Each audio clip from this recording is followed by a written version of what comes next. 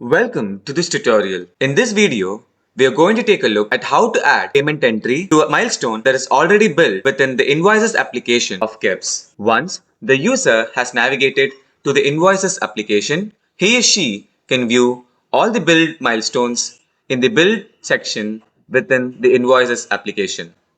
Here, the details view of the same can be viewed by clicking on the particular card, and the details view is displayed, where the invoice information which was fed during the creation or the billing of the milestone is displayed along with the invoice PDF, the annexure,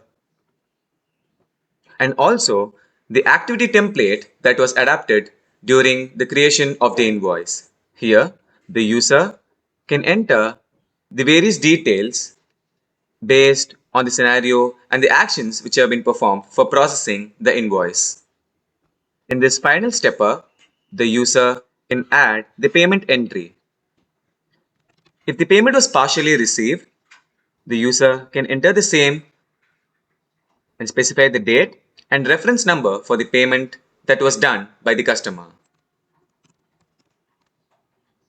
Once done, the payment entry can be submitted.